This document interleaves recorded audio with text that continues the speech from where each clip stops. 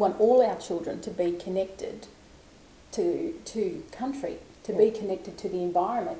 And unless you go out and engage and do that collection and talking about the collection of materials, that's traditionally, that's what we would do. Mm-hmm. That's where food came from, that's where, many different uses. So unless we do that, children don't, and make that connection, then it's important to give that that story and that history behind it. And and the learning that comes through that. And we're always talking about literacy and numeracy, and that is so important. But you've got to have those conversations. Yeah. I think it's the conversations, it's the talking. It's no good just giving materials and that's it. And it's knowing when to engage, when to stand back, when for you as the teacher to be the observer, and but when you're selecting those materials and collecting them, what might be some of the possibilities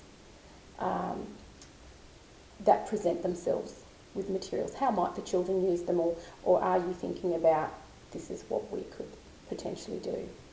We last year with all the money with the government, they were building a new building in our school, so they'd cut down this beautiful lemon-scented gum, and I was looking at the branches and I thought, what a waste, it's just sitting there. And then I just had this little moment like, we could use that. So I said to Pop Kevin, the bus driver, Pop Kevin, because it was in the security area, I said, Pop Kevin, you go over there, bust down that fence, and bring back that branch. He goes, okay. And so Pop Kevin goes off with James, and the kids and I were all at the fence waiting, and they bring this back, and he goes, so what do you want with this? I said, look, I've got an idea, because I wanted it as a frame. I wanted us to originally use it out in the playground, because I thought, oh, what a great frame if you cut all these. So I got the mark and I said, look, cut this down, cut these pieces off, and then we can. So we brought all the branches in.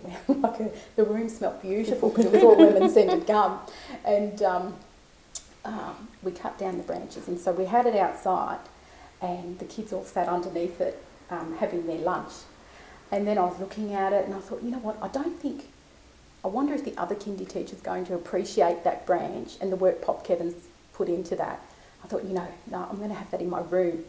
So poor, James gets the door, opens the door, and he's squeezing it through the door. just put it this way, James. So he takes it in, and it's sitting there. So the first thing I did was I grabbed, I just had an old curtain that used to hang in my house when I lived in Melbourne, out in Epping, and I just draped that over and put some cushions under it. So then that became the place when we had came in from lunch. Then the kids all went and lied underneath this beautiful space, and then from that, it was the conversation I was saying to James. Look, James, this is Noongar people. Depending on where you live on Noongar country, it has a different name, but this could be a Maya. He goes, I've got a picture of a Maya that we built originally over in the big school. So he went and got this picture and he brought it back, and James and I talked about it. So there's also that conversation that you have with the people that you work with, isn't it? Yep. And what we share. And he said, this is what we could do. So I said, James, I'd really love for us to, share this with the children and us to make something with it. So then James went and collected a smaller Maya that he had built. And then he had this conversation with the children. Well, this is traditionally what we would call a shelter, and then James went out and collected the tea tree, because tea tree, and they strip all the little spiky bits off, and that can be shaped and be used for spears, and then poor James, he had to pull the Maya back out and take it outside, and then so the kids helped us strip the leaves and cut it all up, and then so we spent a whole afternoon attaching this to this frame, this pronged frame that was down there, and so we'd attach all the bits of tea tree, and then James had to take it back inside, and so we did that, and then it became a frame to weave, because we're like, well, how do we fill the spaces? And we'd been out on country, and one of the children's dads, he'd said, this is native wisteria, this is what you can do, and the paper bark, it'd be used as string.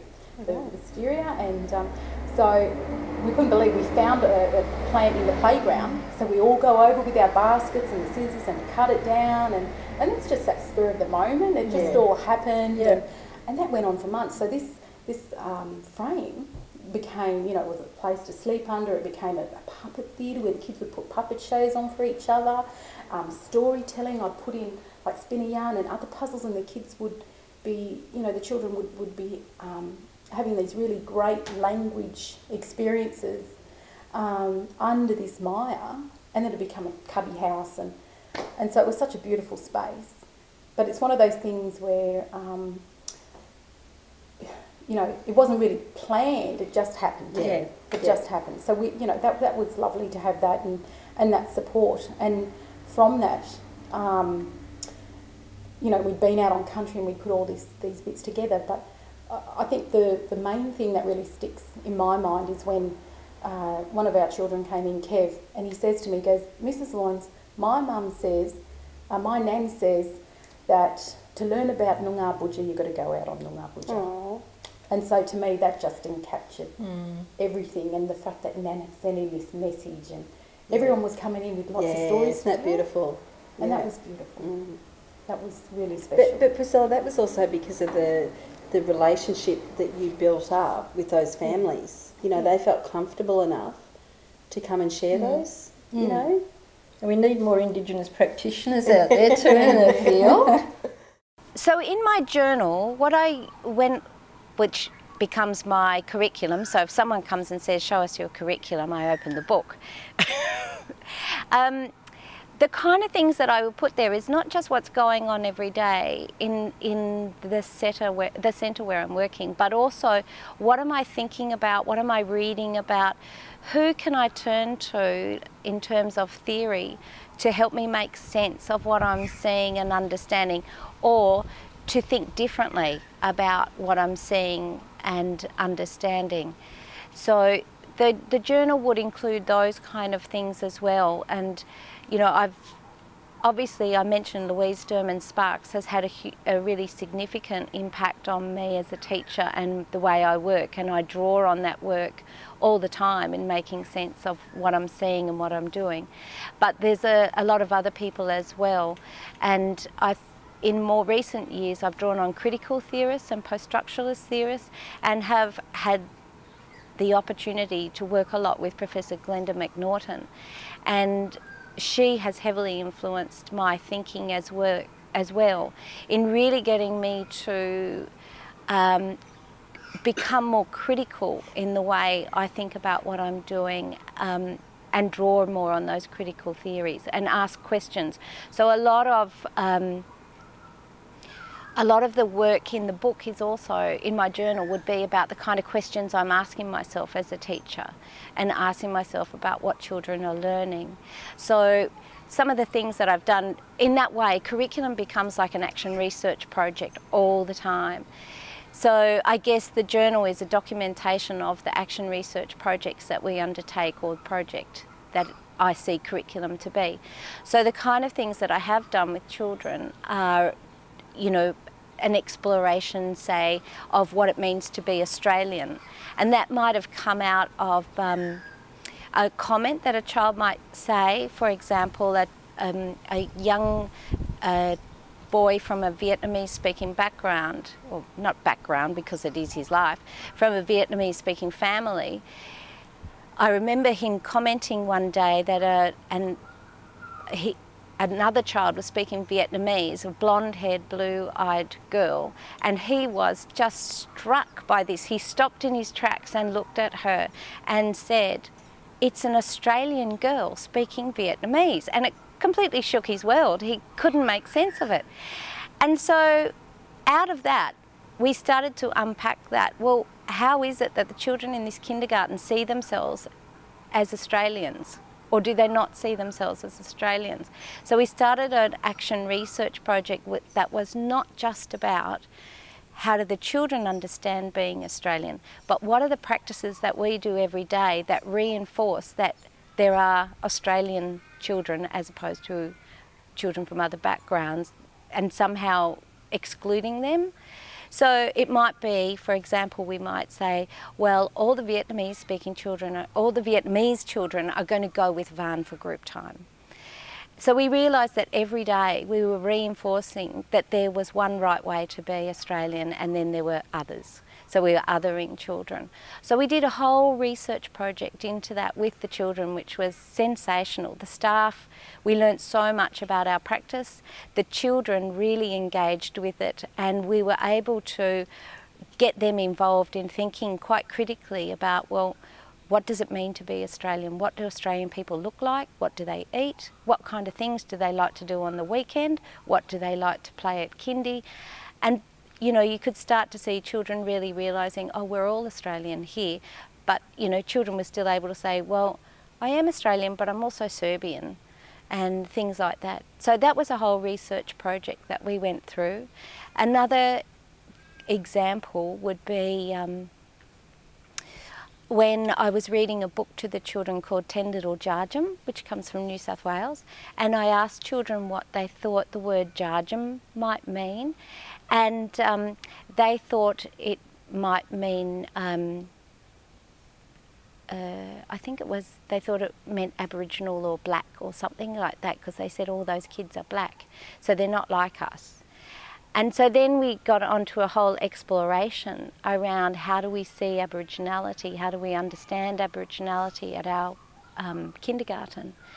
And then I was able to draw on a lot of theorists, you know, and a lot of work from Indigenous early childhood writers, again draw on the anti-bias work and use different perspectives about how to approach that kind of an action research project with children.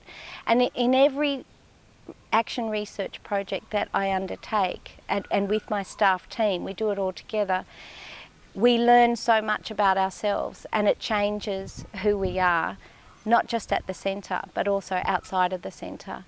And I haven't really said much about, but in these action research projects, I really involve parents. When I was a young teacher, I was a bit scared to get them involved in case they questioned me and I didn't know the answer. But now I really engage families in understanding what it is that their children are learning and what they are thinking and what we are doing in our journal and in our day-to-day work. What's important for children now and in the future is not so much content knowledge and what are called the basics of reading, writing and arithmetic, but more learning processes like problem solving and dispositions like creativity and flexibility, because things are changing so rapidly and new technologies are coming along all the time. Children need to be very flexible in their thinking and very open to new ideas and able to work with other people so that they're able to be productive and active. What this might look like in terms of curriculum is that we work on projects with children which focus on big ideas, so it's meaningful and relevant curriculum. We look at issues and questions and ideas that are puzzling or concerning or of interest to children and that are connected to their local communities. So it might be something like looking at why the local river is polluted. It might be looking at events that are happening in their world or close by, so things like the floods or miners being trapped underground. So children don't need to be or don't want to be protected from those issues.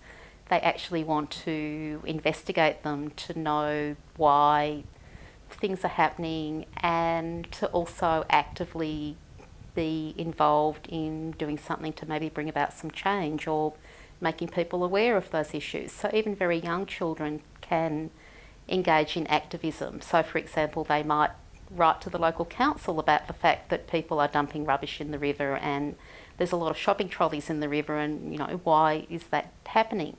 They might put notices up around the community to remind people to be careful with their rubbish and to not put their rubbish in the river or to leave it where it might get washed into the river. So children can, you know, think of those ideas themselves and they can look at ways that they might actively engage with their local community to investigate those issues further and to take action or encourage other people to take action. What interests me when people say, you know, to leave children to learn to discover how to draw by themselves, is we don't do that when it comes to reading, and we don't do that when it comes to maths. So for instance, when children are learning to speak or read, and you know, a baby will drop the bottle and say "burr," and we will go, "Yes, how exciting, you said bottle," and hand it back to them. So we actually praise them and reinforce them, and we actually teach them that the word is bottle. So I can't imagine in a early years classroom when children are learning to read, the teacher would say, "Well, I'm not going to teach you how to read those words. You just play around with the letters and you just discover it for yourself. And you read the way you want to read, not the way I secretly know how to read." And yeah, at the same time, I don't think I've ever heard a teacher say, "I'm not very mathsy, so the children in my class are not going to get much maths this year. They'll get it next year when they go to Miriam's class." And yet, teachers are very comfortable saying, "I'm not very arty, so the children aren't going to get very much art." And for me, that goes back to my understanding of the discourse of art, and that's okay for you not to be good at art or not to know about art. And I wonder why it's okay not to know about art, but it's not okay to not find out about maths. The quote I'd like to use now is by an author called Elizabeth Gross. And Elizabeth Gross is a philosopher, contemporary philosopher, who looks at different theories and issues, but one thing she talks about quite well, I feel, is Deleuze and the idea of chaos. Her text is called Chaos, Territory, Art, Deleuze and the Framing of the Earth. And in this book, Gross talks about different forms of art and different art making techniques. And particularly, I'm interested in Gross's idea of chaos, the cosmos. And it extends very well on Deleuzian concepts of a kind of desiring force, in that she recognises that there are things all around that influence us. And that they are chaotic. They kind of swarm around us as a whole host of things.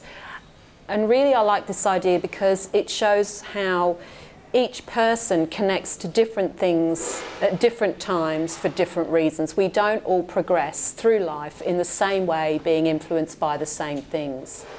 And for me, that's a fantastic explanation also of how children learn, because we cannot simply predict what children are going to learn, what they're going to be influenced by, what components of the world they are going to recall, what they're going to connect with, and what they're going to find some association with. And we can't also predict that for each child in their entire life. So even within each childhood, that stuff changes, and that's why it's chaotic, and that's why it's a cosmos type affair. So the quote I'd like to read here is about our human urge to frame the earth, and this is really about the production of the arts as a way of framing or putting around all this chaos, this cosmos, some small kind of containment lines, either through the production of a dance or of a performance or of a song or of a piece of art. The frame separates. It cuts into a milieu or space. This cutting links it to the constitution of the plane of composition, to the provisional ordering of chaos through the laying down of a grid or order that entraps chaotic shards, chaotic states, to arrest or slow them into a space and a time, a structure and a form where they can affect and be affected by bodies. And the thing that I like about this quote, and in fact the whole book, is that Gross kind of suggests that we pluck from the cosmos and from the kind of chaos of all these influences, all these different references and items, experiences, thoughts, histories, these particular things that seem to exist around us, that we pluck from them particular things at particular times and we make something of that. And for a child, that seems to happen when they draw. I'm sure it also happens when they do lots of other things, but my particular research interest is in drawing. And so I see how a child might pluck something from the whole world around them, from not the physical world only, but the metaphysical world, that they pluck things from imagined times, from imagined worlds, from imagined scenarios, and they situate them on a drawing surface. And so there's this momentary pause in that whole chaos, in that whole world of those separate things. It's a pausing of this huge cosmos that surrounds us, but it's only a momentary one, because once it gets received by a viewer, and in fact once it actually gets re-looked at by the child, it can go off into another tangent and it dips back into the chaos. By that I mean that the things that are sitting on the surface of the drawing, the images, the lines, the marks, are never received in the same way as they are produced, and that's even by the producer. So it's not necessarily that the viewer is a stranger. The viewer can be the producer, but everything changes, even if it's only in minute details, and so it goes back in again. So even if a child is drawing the same kinds of subject matter in drawings again and again, and often early childhood educators will see children do that, we mustn't assume that it's the same body of information feeding into those drawings. We mustn't assume that it's a repeated process. It's something that changes very slightly, and in fact that links again to Deleuzian concepts of difference and repetition, because something is repeated but the repetition is actually based on difference. And so, for example, if we were to draw the same person again and again, it's a repetition, but there is a difference in that, because different things are feeding into the drawing as we create it. I've also been fortunate enough to hear in person Vivian Paley. Vivian Paley spoke at a Croatian kindergarten conference in the early 90s, and I remember arriving late and sitting on a step in the lecture theatre and being absolutely mesmerised for the duration of her talk. And that began a journey for me that has meant I have read everything she's ever written, I think. Vivian Paley is a philosopher, educator, who takes theory and explores it in ongoing reflection and dialogue with colleagues and children. Her work is profound. Her way of seeing children is profound. Her honouring of childhood is profound. So a very, very wise woman. Vivian Paley's capacity to listen to children and to respond sensitively and wisely is well documented in her books. And as such, she provides a very powerful model for those who work with children. Particular investigations have explored gender, race, culture, and one of my favourites is Jason, the boy who would be the helicopter. And in that book, Vivian Paley talks about what it means to be an outsider, and how connections were created between children and the outsider through the context of fantasy and play, and how a society or a community can be measured by how they care for the least in their midst. And so she makes very powerful moral statements that are very relevant to our time. She honours the fantasy play of children and sees it as the lifeblood of the early childhood experience. So a very wise philosopher and educator. So I just want to share some words from Vivian Paley. She says, "This is why play feels so good. Discovering and using the essence of any part of ourselves is the most euphoric experience of all. It opens the blocked passages and establishes new routes." In schooling, curriculum plays a really critical role in the knowledges that we give to people, we give to children, and how we develop their understandings of the world. And curriculum has always played, and will always play, a major role in the schooling of people. Now, we have to understand that curriculum is something that is plays a role other than just the type of knowledges that we want to get across. It plays a role of highlighting particular ways of thinking about the world. And someone makes up a curriculum. There are groups of people who make up curriculum. And what's important is that they bring with them their particular perspectives of the world in what they want to see as part of that curriculum. And through that process, they are instilling a particular way that they want those children to be schooled. So curriculum always has a bias in it. And what we've got to understand is that looking at a particular curriculum, reading what it's about, is about a particular way of operating in the world. It's about a socially constructed view that carries with it certain values, certain beliefs and certain perspectives. And what we need to do is that we need to take a critical look at curriculum, the same way as we take a critical look at all other aspects of the way that we do it, whether we do schooling, our practices, on a daily basis, the type of way that we perform pedagogy, the different ways that we allow children to interact with each other.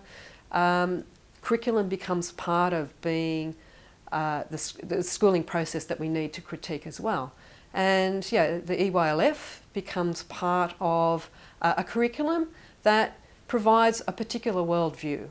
And when we actually start to look at curriculum and trying to understand the particular types of worldviews that are being portrayed, that's when we become we can become more critical learners and more critical teachers in early childhood or primary or secondary or whatever it is. We've done a lot of work in the secondary education area around the role of curriculum and the role of curriculum in terms of the way that it constructs a particular type of subject at the end of the schooling process. There's heaps of work being done there. What we're doing now through curriculum in an early childhood context is we've got to start looking at the way that plays a role in the constitution or the construction of the particular type of child subject that we want to move on to into the primary context, where it goes on to a different type of curriculum and then so forth. So it becomes important to understand and to critically look at that, to see what type of child the curriculum is wanting to be produced at the end of its time in early childhood education. And I think we learn from the curriculum studies that have happened in other areas to help us come back and remind us in early childhood that it does play a critical role, and we have to, I guess as teachers, be very aware of what is going on in a curriculum, because there's a lot of hidden curriculum that operates that we need to deconstruct and be aware of. One of the things that all of these people have, I think, written off and that have led me to is this question of depth, rather than a superficial flyover of any content in a curriculum, is to go for depth with any age group of child, depth and play, depth with talk, depth with everything, rather than skimming over and saying, okay, we know that now, go. Or say, okay, 20 minutes play over, let's move, is to go and say, develop the play, further, deeper, deeper. So all of that time, all of them, I think, encourage that type of thing. And as I say, it's one of the reasons why I would be a Reid within this group of people. And just to say, I actually came across them, education and teaching is my background. I came across these people through pre-Socratic philosophers. I went back to pre-Socratic philosophy to try and understand where good thinking came from. My interest in curriculum as a concept, I think, really came with in South Australia when we moved towards curriculum frameworks. And perhaps to preface that, I need to say that I started my career in early childhood education before such a thing ever existed in South Australia. So I think it's often interesting that we now take curriculum frameworks of some kind of description, like the ELF or like at that time in South Australia, it was foundation areas of learning. We take those things for granted as though they're a necessary and an essential part of early childhood education. But in fact, in South Australia, there were no curriculum frameworks for the first 79 years that we had preschool education in this state. So that doesn't mean that people didn't do curriculum. Of course they did curriculum and children learnt about different things, but there was no form of official curriculum statement that guided people in their work. The first curriculum framework didn't come out in South Australia until after I'd been teaching for 2 years. And when it did, it was a framework very much like the early years learning framework, in that it wasn't actually a curriculum framework. It was a framework to support people in planning curriculum. A few years later, Planning for Learning was replaced, and it was replaced with a framework called Foundation Areas of Learning. And Foundation Areas of Learning was the first outcomes-based curriculum framework, not only in South Australia, but actually in Australia. I was in the field and I didn't know what to do with that framework. I had come from a background that said that curriculum came from children, that we observe children and we find out what children can do and what they're interested in and what they know. And suddenly I had this curriculum framework saying, well, here are what all of the outcomes are. And I couldn't reconcile those two things. How do you have play, which is meant to be about children exploring for themselves? The definition of play is that it's free from external rules. It's a means rather than an end. And yet I had a curriculum framework that was already describing the ends for me. And I really struggled to put those two things together. In fact, to this day, I still don't know how to put those two things together. It's been a struggle for the remainder of my career. And so it was the beginning, I think, of me really starting to understand how curriculum can make some children winners and some children losers in the game of education, and how curriculum is a part of the whole process of children being successful, unsuccessful, being advantaged or disadvantaged in that area. So since the time that curriculum frameworks have come in, I think the rest of my work has really focused in around curriculum as a concept and thinking about what curriculum does and how curriculum works. I think that one of the theorists I once had the privilege of hearing speak was Michael Apple. And Michael Apple said the key curriculum question is whose knowledge? Because the knowledge that we choose tells you who's going to be successful and who's going to be unsuccessful. One of the things that really troubles me in early childhood education is we think that we have got apolitical knowledge, that the knowledge of, for example, that children will be effective communicators. We somehow see that that's not a political statement, but it is a political statement. It's about us saying what kind of citizens we want children to be. We want them to be effective communicators. But what does effective communicator mean? In whose eyes, in what context? There's a whole lot of questions in there for me that we're yet to really have a serious, sustained debate about in terms of formalising curriculum and making decisions for young children. The other thing that's interested me for a long time has been how did we get to this point where we had curriculum frameworks? We didn't always have them, so why have we got them now?